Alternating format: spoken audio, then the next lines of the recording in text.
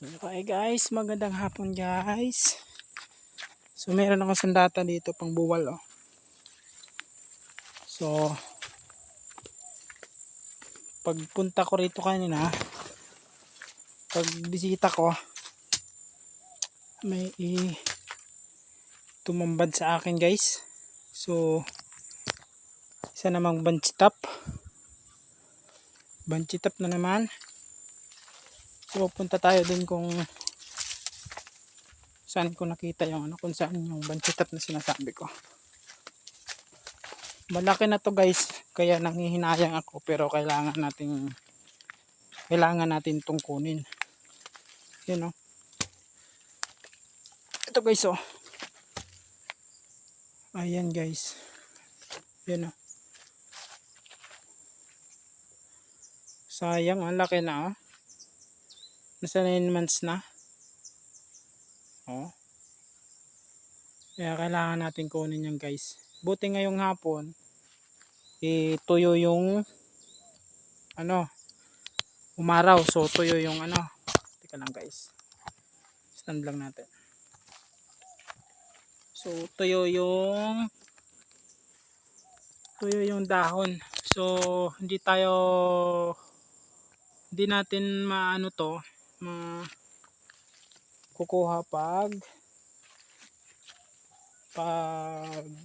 ano yung dahon basa, kasi kakalat doon sa ano natin. Nung nakaraan guys, nag vlog ako na yung maliliit pa lang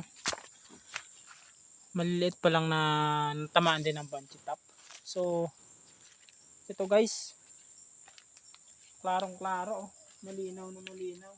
So kailangan natin tong sacrifice, kasi kawawa yung nasa sunod niya pag di natin nakuha.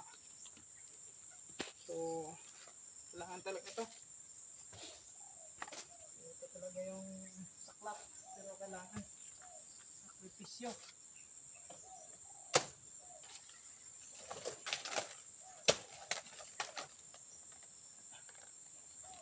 Tapos lang natin dito sa bangin.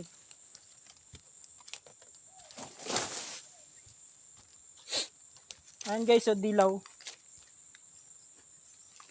talaga yung ano, kailangan talaga to. Sayang oh, laki na.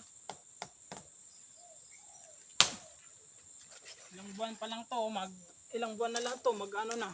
Ito guys oh.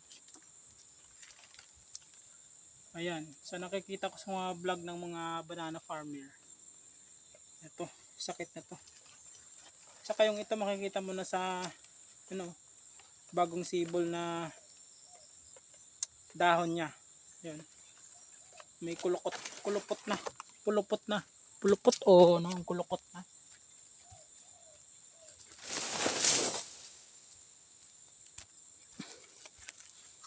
So kailangan talaga.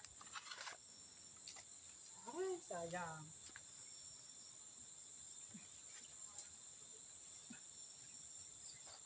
Pero di ba guys, kasi hindi maganda yung ano dito. Yung ano niya. Maganda yung pwesto.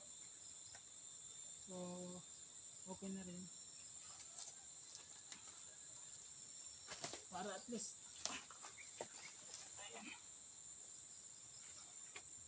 laki na oh. Laki na guys.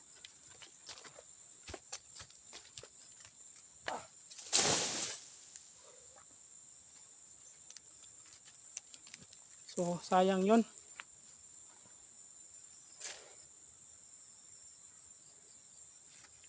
So titingin pa tayo guys sa iba, baka meron pa tayong makita. Banchitap. Dami na namang ididilip guys oh.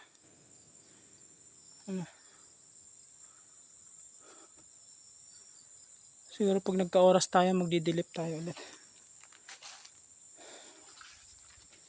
So sayang guys no. Laki na. Pero kailangan buwalin. Ito yung pinagkunan natin.